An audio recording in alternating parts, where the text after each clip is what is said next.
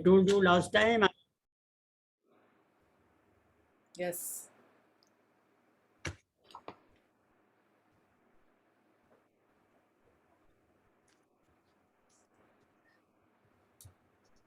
So I went through the selection board in early 1948 Hmm.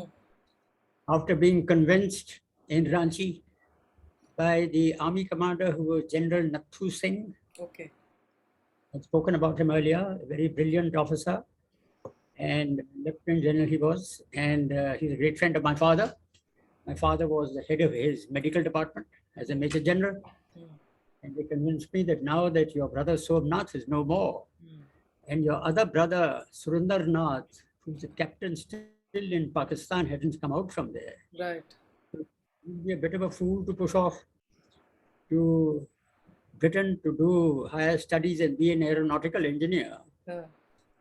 Why don't you just join the army? And your country probably needs you because, partition had taken place. And Kashmir leaders had started from Pakistan and got into Kashmir to try and physically Hmm. capture that area, dressed in civilian clothes.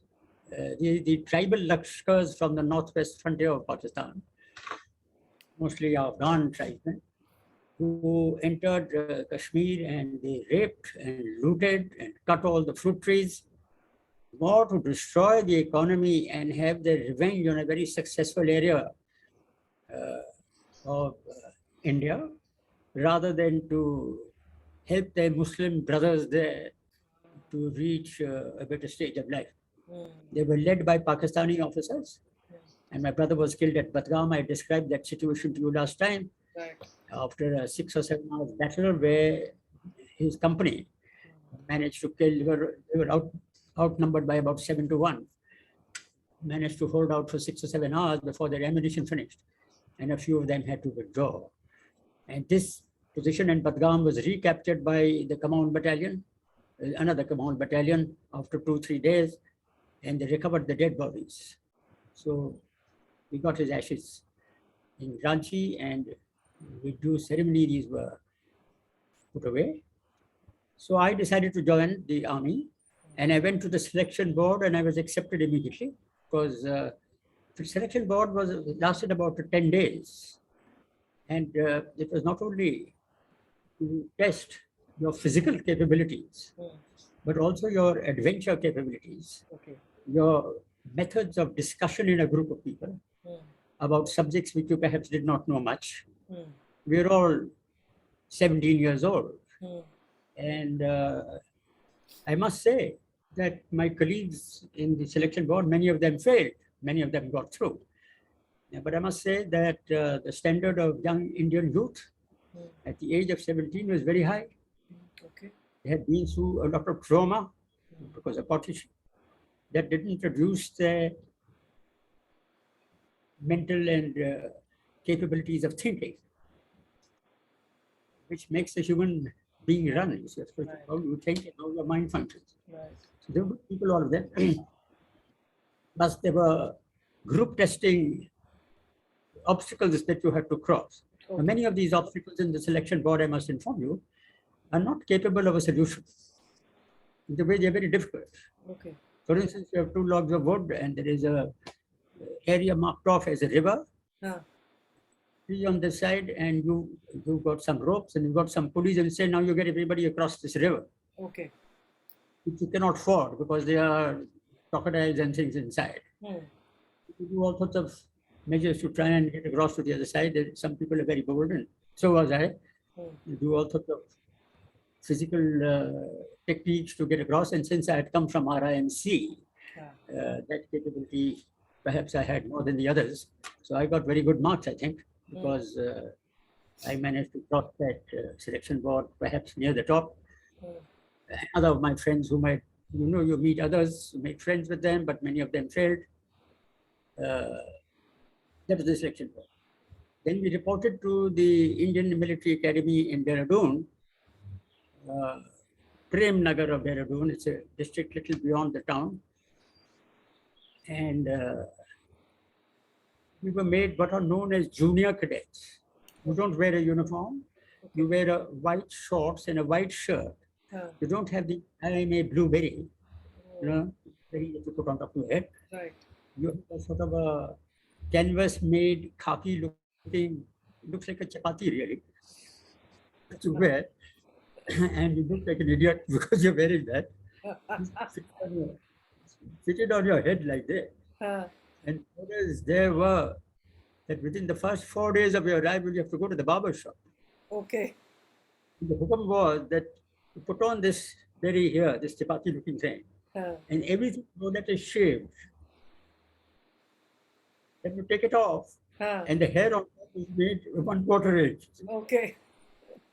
Those who belonged to Dehradun and had some girlfriends, girlfriends there, because they had been in school there, they reported that their girlfriends had dismissed them, and I had nothing more to do with them because they looked like idiots. So, like I described in RIMC, when I went there at the age of 11, they first break your personality. Right. As then Prince of Wales, when he opened the school in 1922, who later became Edward VIII, King Edward VIII of Britain, and he had to resign from his throne because he fell in love with one Mrs. Simpson. You know the story. So, as he had said, it's the first few blows on the human weapon that it gives the strength and temper to face life's battles. So these are the first few blows. We got them at the age of 11 in RIMC. We got them again at the Indian Military Academy in the first term in 1948. I joined in August 1948. Now I was placed in, there were a number of companies, like you have houses or sections inside a school. So we had companies named after the famous battles that the British Army had fought. For instance, I joined a company called McTiller Company. McTiller is in the center of Burma, or Myanmar as it is called now, where center of then called Burma, where the Irrawaddy River flows, and British commandos and Indian commandos had landed there by plane, and they creating some problems for the Japanese behind the lines. And then the main attack took place, and the British Indian Army fought the Battle of McTiller and captured that town, and then moved south along the Irrawaddy to Rangoon, or what is known as whatever it's called. So I was in McTiller Company, and I was made in charge of the new cadets that had joined. Okay. Approximately 40 cadets who had joined in my company. There were totally about 128 or 200 cadets, divided into 4 or 5 companies. So mine was McTiller Company, and I was placed as the senior junior cadet, SJC. Okay. So I was a small wee man, but apparently I had the art of getting my company to do whatever the orders were. It's not easy, as I told you last time, to exercise command over people who are equal to you. Right. It's easier to command people who are junior. Right. The teacher in a school, you can give hukam to your students who have respect for you because you're the teacher. But if you're all equal, you're all in the same batch, and you're all going to get together in the Indian Army as in those days, second lieutenant will become after 2 years, it's difficult to command. So you have to understand each person, understand his personality, and see how you can make him do what you want him to do without him wanting to do it. The art of command. Right. So I used to do punishments also. Again, punishments were all physical. But I was very good in running and very good in endurance aspects and physical training. Okay. So whatever punishment I gave to them, I also did myself. Okay. I said, come on, now you're all to be punished. And there's the Tons River near there, where the river is there. So there are very steep bunds that go from the side to down to the river. Okay. So you run down into the river, and you run along the river, then you run up the bund, then you run down the bund, then you run up the bund, and you run down the bund. or maybe an hour. Wow. So if I am leading them as the guy who's giving them the punishment, I have to do it myself. So they all appreciate that Joker is also with us. Right, right, To fall out because they were not used to that right, sort of training which I had received in the RIMC earlier. right. Anyway, I came to know who are they may be very big in fact, but they Mm, may not be very good in endurance. So you have to assess them, you see, and tell them the art of running, how you must breathe and how you must do that. So that because at the end of our training, we had to pass the battle physical efficiency test Okay. after level 2, which meant that you have to put on all your uniform with your boot, equipment at the back, and your water bottle full of water, Mm. and bag full of your stuff that you're supposed to carry, which came to about 25 kg in those days. And then you have to run 10 miles Miles. and 10 miles. That was the problem, about 16 kilometers. Yeah, yeah, yeah. And yes, and you had to, at the end of it, do an obstacle course. Now, obstacle course is various obstacles, including a 6-foot wall that you have to climb over and all sorts of obstacles which you have to cross. There's even ditches that you have to jump over, and barbed wire very low under which you have to crawl, and all that has to be done. Then after doing that, you have to fire 5 rounds at the short range with a .22 rifle, Okay. and you have the target. Target is only that big. You're about 25 yards away. You don't have to hit the bull, but you do hit the target with 5 rounds. Then you pass. The whole company gets points towards its championship. Because every year the champion company is lauded and given banners and all that sort of thing. So if you're the leader, you have to do all this yourself better than everybody and encourage them to do the same. And we did that. And I found that there were when I joined RIMC, I told you there were 3 of us who joined, who were first given 5 rounds straight away. Right. There was a chap called Narjeet Ahluwalia, who eventually retired as a brigadier in the army, Armored Corps, 7th Cavalry, and he was in the same company as myself. But he was my number 2. I was placed in charge and he was to help me. So I knew him from RIMC and we got on very well together. We were good friends. The third man who joined as a chap called Hari Bhagat, he went to the Air Force Academy. Okay.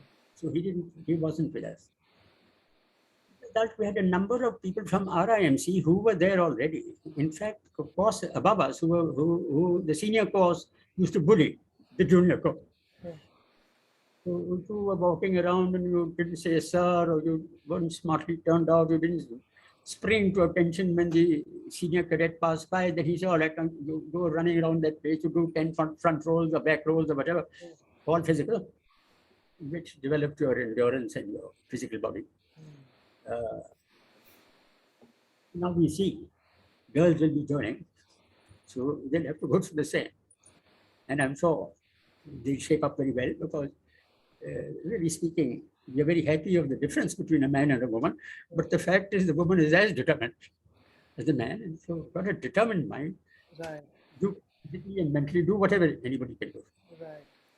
See what happens there. Right. So that's the physical side. After 6 months were over, we went into the second term. That is in early 1949. And I became a corporal, 2 stripes. But I was again made the senior corporal Okay. of my company, the killer company. The Sangro company, the casino company. Sangro and casino are 2 very famous battles fought by the British Indian Army in Italy. Okay. And I can later describe to you those battles. There's something unique because the Germans were holding casino, for instance. Casino is a monastery on top of a hill. Germans were there to back up the Italians. Italians were loving people. They didn't like soldiering too much. Yeah. They didn't like fighting too much. Uh, But with Hitler and Mussolini becoming friends, in World War II, the Germans used to put crack German battalions to sort of back up the the Italian defense, so that they sort of hold the position. Otherwise, the Italians seem to sort of give up and walk back and not fight it out. So the story really of casino is that The British Indian Army was at a lower level, on a valley. You had to climb this mountain which gave you an open mountain space of about 1,000 yards, maybe 1,000 meters, if you like, which was wrecked by machine gun fire, by positions of machine guns on the parts of the monastery itself and ahead of it, in bunkers. Okay. It was sweeping this thing, and really it was, I think, a whole British division had been knocked back twice or thrice. And then they put the Indian division there because when the British failed, then they like to have the Indians to go forward so that they're the ones who get killed. But the Indians put 2 battalions up. Now, one was a Sardar battalion, which the Germans and Australians had never seen before. That's it. Other was a Gurkha battalion. Okay.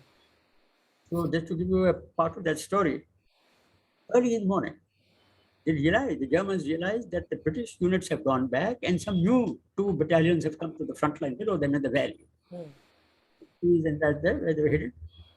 So at about 4 o'clock in the morning, the little light comes from the sky. A German observation post with very strong observation devices. It's not a binocular, but it's a thing with an eyepiece here, then it goes up like that, out of your trench, and the huge lenses on top. Okay. And you get about 10 times magnification of what you're looking at. Okay. You pick up that who these new battalions would have come. And they were very surprised to see that there were people with hair open like this, and huge beards, who had a lota in the hand, and they were moving around the bushes early in the morning. They didn't know what they were doing. They thought there was some secret activity going on. But what Indians do early in the morning with the lota. Lota was full of water. Cats getting behind bushes for a while and then appearing again and carrying the lota back, It's wrong sort of thing tied around the waist. They thought that these were animals because they're very hairy. They had long beards and they had huge hair. They thought that the British had brought from some distant part of the Commonwealth horrible looking monkeys or apes or something who were going to attack them. So already, I think there was a little concern amongst the defenders that God knows what these people are. And on the other side, they saw a battalion where the men looked like women. There was no hair at all. So that was the Gurkha battalion. See? They also living out in the bushes with that lota. So they said, this is very funny. There's something interesting going on here. Now, when the assault took place at first light, machine gun fire from all sides. But the Indians, once they go into attack, they don't stop. You're not supposed to stop. The Sikhs had their war cry, you see. Jo bole sone hal, Sat Sri Akal. Yes. Charging up the hip, shooting with their weapons from the hip. And though they were dying like flies, they wouldn't stop. They kept coming up. Grenades and all that. So when they came near the machine gun, they lob the grenades into the machine gun and blow it up, or come right up to the machine gun and throw the grenade inside. Many people died, but they didn't stop. And on the other side, the Gurkhas, they kept their machine guns on their left side, left hand. Okay. And they're wielding the kukri on the right side. Oh. A curved, short blade, Yes. about that long, Yes. right? With which you can decapitate a goat in one blow. Yes. Top on the inside, right? It's a curved weapon like this. Correct. They're bending that. Yes. And they walk in, Ayo Gurkhali. The Gurkhas have come. Ayo Gurkhali. None of these war cries were understood by the Germans. Half of them appeared straight away. They ran like hell from the land. God knows what's going to happen here. And Casino was taken in the first attack by the Indian, 5th Indian Division, this first 2 battalions. So that was a great victory. And after that, Rome was easily captured, and northern Italy was they were able to approach there and conquer it very shortly. So this is sort of battle. So one company was called Casino. A similar battle had taken place at another Italian place called Sangro. So another company was Sangro. Then there was a company called El Alamein. El Alamein is on the on the Alamein is a town on the border of Egypt and Libya, North African territory. Okay. And there, the German famous General Rommel Hmm. was the man who had attacked and captured many times till General Montgomery, later Field Marshal Montgomery, the British commander, who commanded amongst his forces was the 4th Indian Division and the 5th Indian Division, and they had that desert battle. So El Alamein was captured, where the first man of World War II to receive from India was the Prem Singh Bhagat, who got the Victoria Cross. He was an engineer. He was a second lieutenant. He cleared a German minefield going about 20 kilometers, and his truck got blown up 4 or 5 times, but he insisted he cleared the minefield so that the British Indian advance could take place. He got the Victoria Cross, and he is a rim corporal, as you know. So the RIMC, really, my old school, got the first Victoria Cross of World War II, first Indian Victoria Cross, World War II, Prem Bhagat, Second Lieutenant Prem Bhagat, who eventually retired as an army commander, Lieutenant General. And the second, as you know, was my brother, got the Paramveer Chakra, Somnath Sharma, in the first independent India battle that was fought for the defense of Srinagar airfield, 3rd of November 1947. Both rim cordials from RIMC, right? So anyway, I had a lot of RIMC friends, and RIMC had a reputation. So those of us who came from RIMC were automatically given the leadership and command authority in the IMA because we were used to it. We had gone through it in our own school, being a military school. Matthew, there were boys from other King George's schools and other schools which also trained somewhat militarily, and Sanawa, and also from my old school, Sherwood. They were very good, but they didn't have perhaps the command and authority training that we got in our IMC. It comprises not only leadership qualities, but also physical and mental qualities to make you a little above the rest. So in my second term, I became senior corporal. And the senior courses were the 3rd regular course and the 4th regular course. Now, 3rd regular course, the first regular course started in 1946, before independence. The second was in 1947. Third commissioned in 1948. Fourth in 1949. And I was 5th course, so I was commissioned in June 1950. But in my course, there was another course passing out in the same year, 2 courses, because there were war going on in Kashmir, so they wanted to increase the number of officers coming in. So the 5th regular and 6th regular both passed out in 1950. We passed out in June, they passed out in December, right? And just as a by the way, out of these 5 or 6 regular courses that came from the Indian Military Academy from 1946 to 1950, I'm the only person who became the Army chief.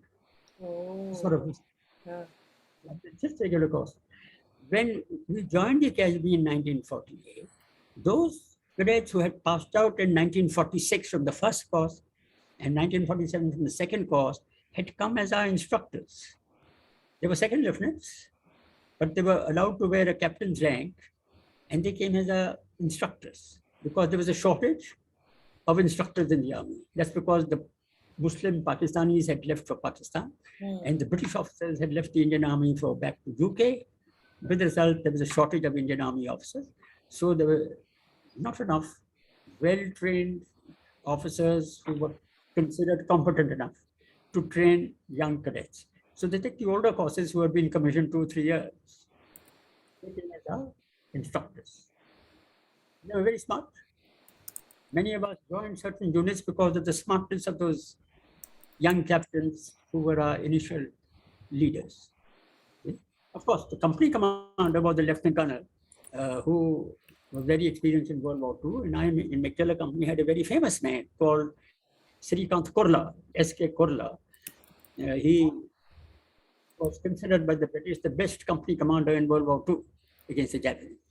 He's extremely good. He got a DSO and an MC, which is equivalent to your Mahavir Chakra, V Chakra, right?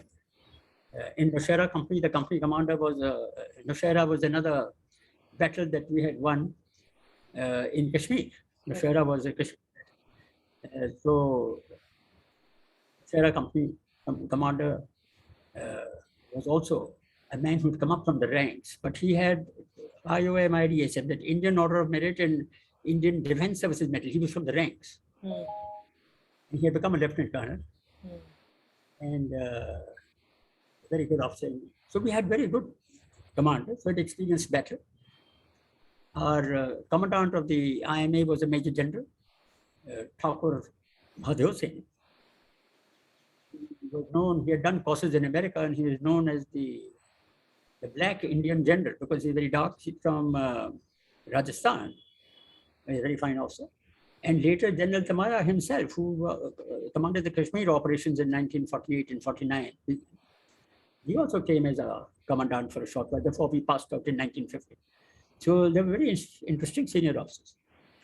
So as I told you, in my second term and in my third term, I remained the senior corporal of my company. That means I not only looked after my fifth course, but also the sixth course which I joined, and later the seventh course which I joined.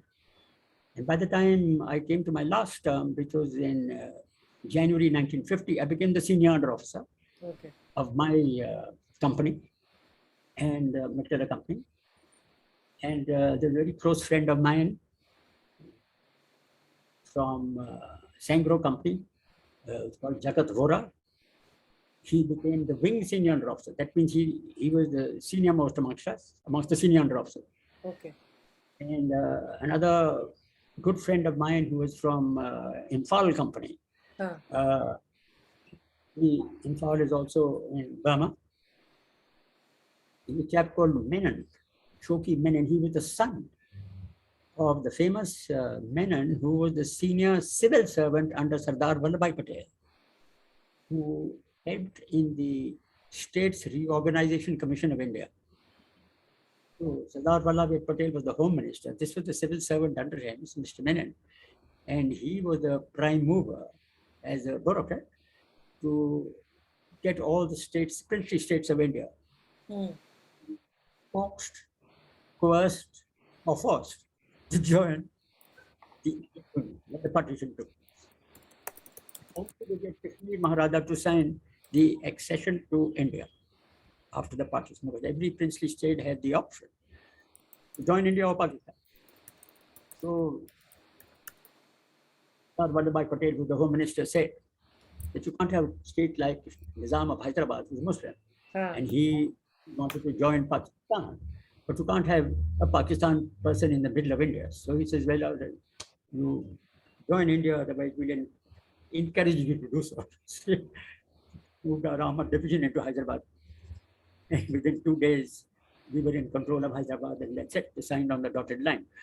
So whatever it is, to get this country into one shape, because when the British parted, I think I've told you this earlier, they made sure that you Indians could never be a nation ever in your life.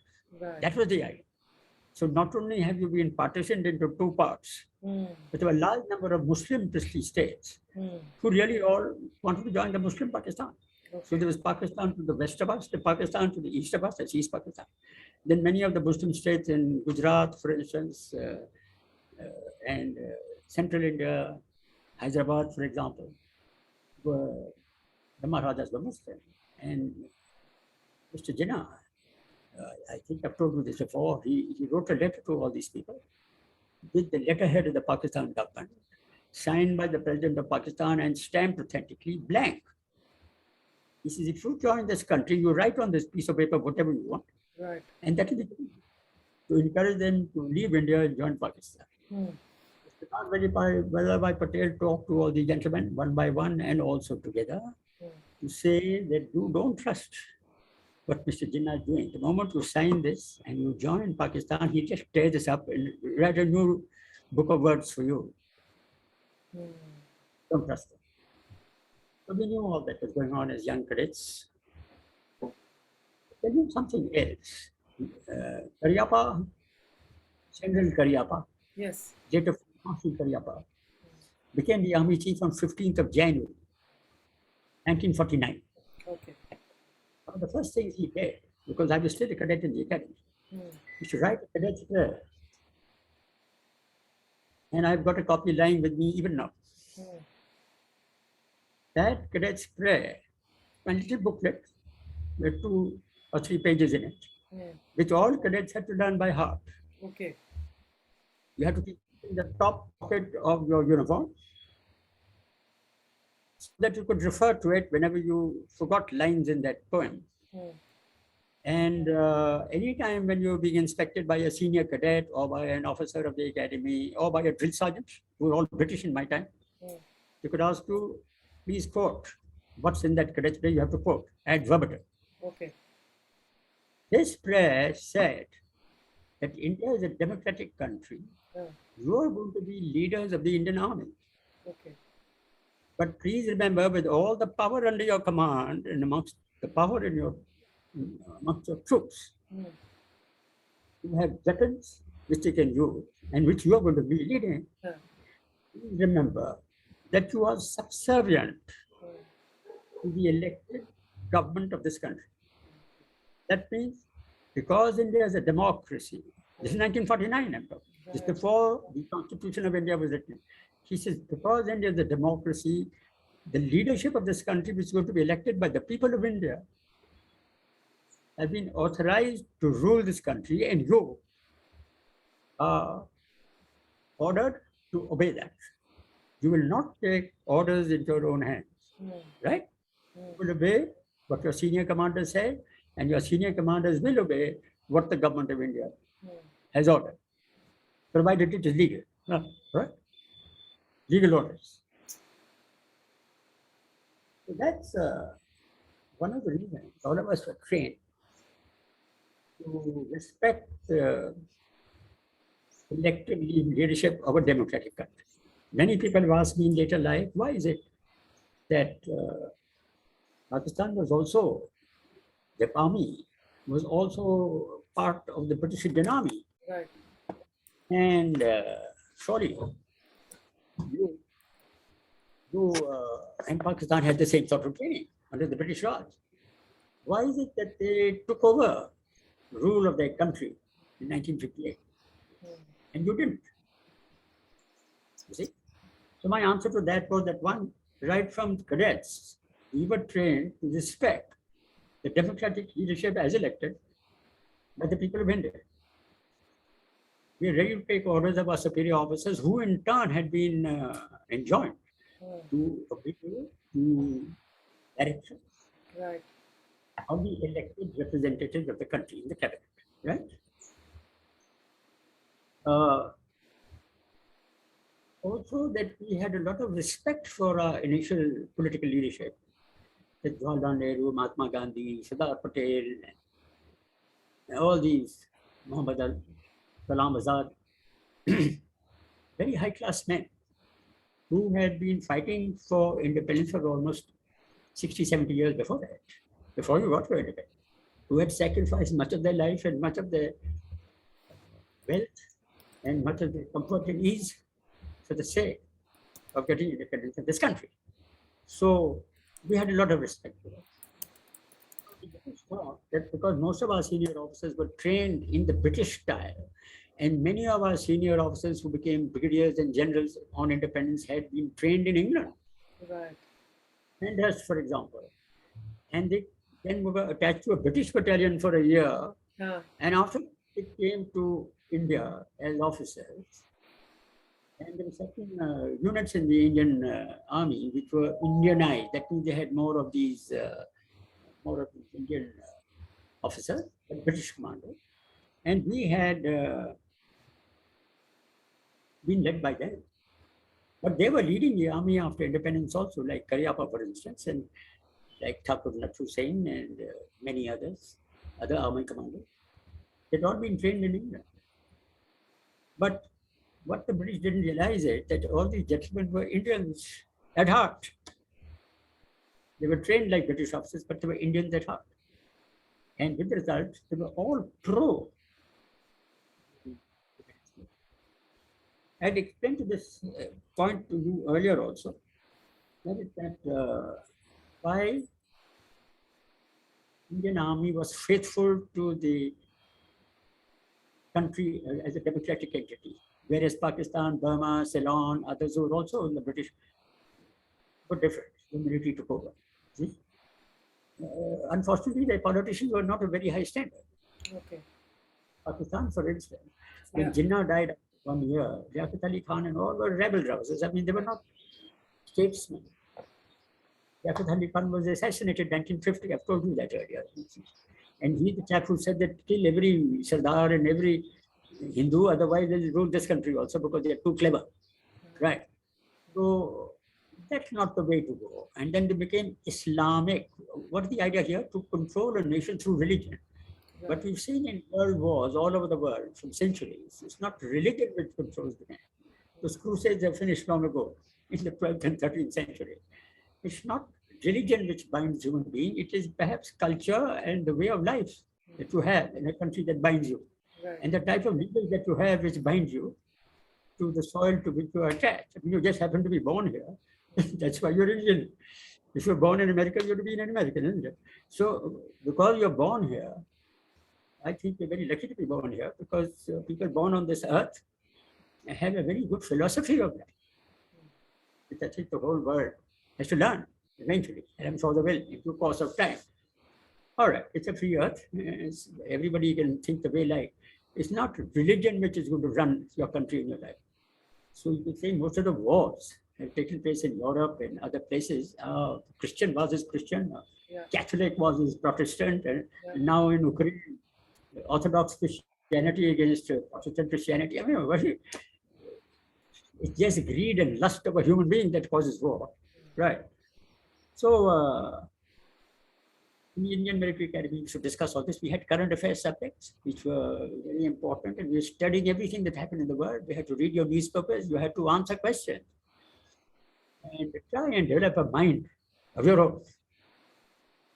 With all your, every few months there was an examination you had to pass. People thought we joined the army to do no more examination, but what about me? I must tell you that right up to Major General, you were still doing exams in the army. Doesn't happen in civil life. For instance, you're a teacher, how many more examinations do you do? You reach a position and that's it. Yeah. And now, seeing with the bureaucracy, they've reached a very high position, their PhDs or their MAs or whatever and they study. But after they join the service, it's only working on the job that teaches them. They don't further study. Whereas in the military, all ranks. I mean, we have a promotion examination from lieutenant to captain. We have a promotion examination, written papers and practical on the ground, from captain to major. Then the staff college entrance examination, which is a very important examination. And helps your career if you manage to go to the staff college for a year. Then there are various courses of instruction which are required to do, even as a major general. Right? Now even lieutenant generals come into think tanks for studying world situation and where do we go from here. Right. So the training in the military, and that's not only in Indian military, it's in all militaries. It's throughout your career. Another point about this training, Nivedita, I must tell you, is that you have time off from your normal duties in your unit or formation or division or corps, whatever you're commanding, to go for so many weeks or so many months for a training where colleagues of your own are discussing issues of further development of not only your training, but the human society if you like, because as a military officer, you have to understand culture and human society also. You have to understand what the Pakistanis are like, why are they like that, and what the Chinese like, and why are they like. Same with the Burmese and the Sri Lankans and the Americans, the Russians. Right. To study them all. And they do so in all armies. So it's a very wide-ranging training, and I at least am very grateful that I went through, and because it develops the human philosophy and culture in your mind. So in the Indian Military Academy, we have to do that. Now, there are some very interesting people in the Military Academy. I'll just go through a few of them. We had a person in our batch called Benji Nidu. Now, Benji Nidu, the wife of Sheikh Abdullah of Kashmir, is a Nidu. Okay. They were I think Christian Muslim, right? Muslim Christian. Sheikh Abdullah's wife was a lady. Her brother was Benjini, young Scot-looking chap. To us, he looked about 35 years old, but he said he's 18 because he joined the academy. Huh. So if you just look at him in civil clothes, he looked like a brigadier of the Indian Army with big mustache and, muscular chap and all that sort of thing. He was a penetrating eye. So we used to use him to ragging of the junior cadets as though he's a senior officer and he will ask you questions, you please answer sort of thing. So he was only a cadet. So we became very good friends. And he opened a Needus Hotel in Gulmarg. Later, as a captain, I visited there and I was in 16 Cavalry. He welcomed me with great love and affection, the same batch, you see. Allowed me to play on his golf course and then gave us free drinks and dinner at his hotel. But what he did was he took your cap, see, and put it on his wall. But when you got your cap back, the badge had been removed. Now I had a silver badge of 16 capital, 16 lances with the 16 in the center. Silver. But he set it up on his wall. So in his bar, he got all the badges of all units of the Indian Army. Still there. So go to Gulmarg, you go to Benji Needus Hotel, you'll find all the badges of the Indian Army on his bar. Okay. And with the result, we got to know what's happening in the politics of Kashmir because Benji used to tell us what was happening. Right? There's a lot of politics in this. As I told you, Jagat Vora became the wing senior under officer, and amongst the senior under officers, and Choki Menon, that we called him Choki, very good boxer. We all joined the Armored Corps. Constantly Choki Menon, who is VP Menon's son. VP Menon was, as I told you, the Secretary of State. So under Sardar Patel, he left the army and decided to something else. He came from a rich family. Very interesting guy. And we had all these senior officers became very close to each other, though we from different governments. And General Karyappa, later Field Marshal, he started the Guards units in 1949 when he took over as chief. And he made the Guard units of the Indian Army, he raised it, and he said they will not be based on class composition. Otherwise in the British Army, you had Sikh units, you had Jat units, you had Rajput units, you had Maratha units, you see, by caste and creed, separate. So in the Armored Corps, there's a tank corps, because they're a very powerful system of weaponry. Three squadrons. So they made sure that one squadron would be Sikhs, another squadron would be Jats, the third squadron would be Marathas or something, not Marathas, but Jats and Ahirs or something, or Rajputs. See?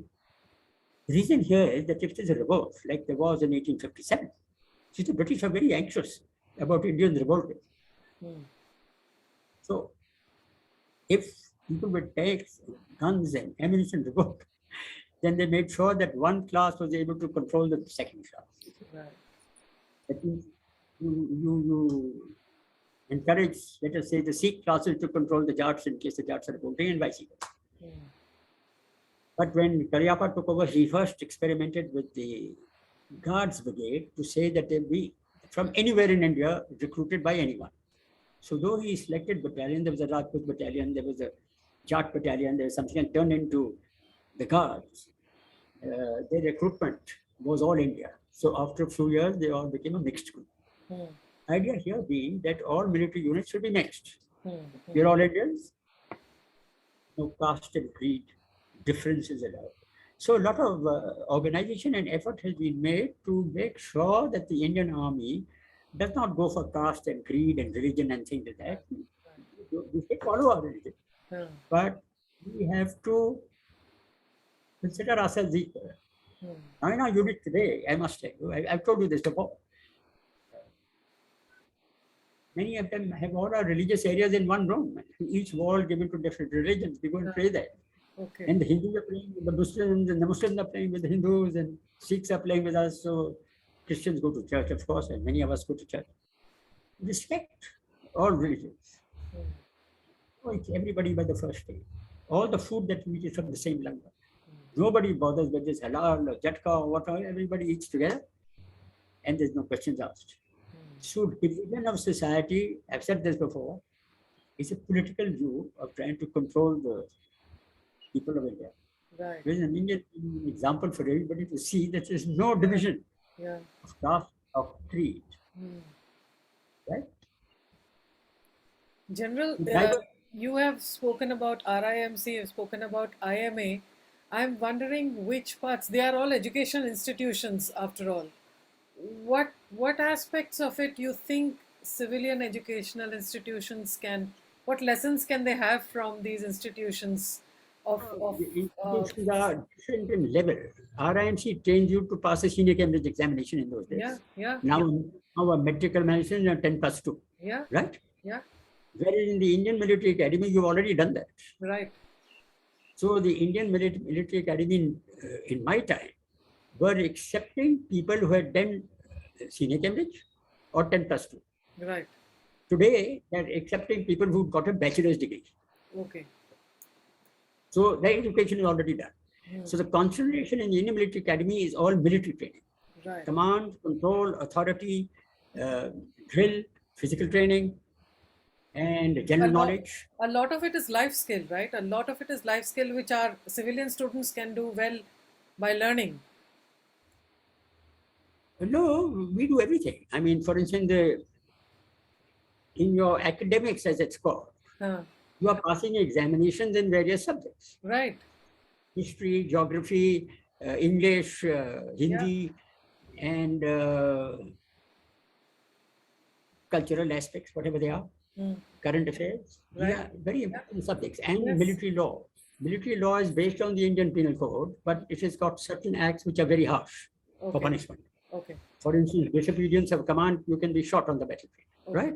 okay, After a court martial, right? But disobedience of command is a very serious offense. So that doesn't happen in the Indian Penal Code. But in the field of battle, a general court martial or a field court martial can shoot a man dead if he's found guilty. You see? If it is a criminal case which is civilian in nature, for instance, somebody raped somebody, then you like to hand over that to the civil court. okay. So the civil court, because the punishments in the military court were very harsh.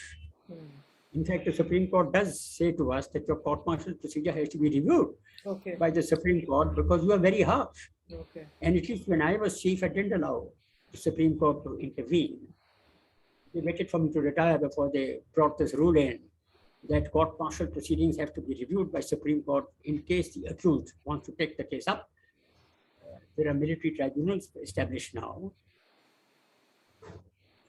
One of the judges explained to me, Supreme Court judge, that law, the dignity of law is that let 99% guilty people get away, but let not one innocent man be punished. That's the dignity of the law. Therefore, you have to prove a man guilty, right? Before he can be acted. I explained to him that in the military is a bit different. That 99% innocent man, he's severely punished. okay, But let not one guilty man get away. Because we are all armed. right, If you allow a guilty man to get away, he's got a weapon. He can go murdering people, raping people, doing what he likes because he got a weapon. So we are very harsh right, in our courts. And we're a family. If somebody has committed a crime, even if it's a rape or whatever it is, his colleagues in the unit know. It's just like family. right, If somebody in your family has done something wrong, well, maybe you get to know. Once somebody asked me that if your son did a crime, let us say a rape or something, and you know about it, would you not try and save him? I said, no, if he's committed a crime, let him be punished. He may be my son, but doesn't mean he's allowed to give you a trial. It's my view. But it's not the view of many other parents. right, They try and save their child because it's their beloved child. right, I say if he's committed a crime, he must be punished, and I'm the first man to hand him over to the police. Okay? Of course, that's me. Other people have different views. But we do believe if you take Vedanta, you can only be punished by the authority of human beings, that's the civil courts. If you have committed a crime which is illegal, as per the civil courts or the military courts. But in Vedanta, it says that if you think incorrectly, if you think of murdering somebody or you're hating somebody, you have not acted. But that's a crime which you will be punished for. Karma ka phala. That means that if you think incorrectly, you must be given the due punishment for that. Did you correct, sir? Remember the famous words by Persian poet. The moving finger writes, and having writ, moves on. No, all thy piety, not wit, can lure it back, cancel half a lie.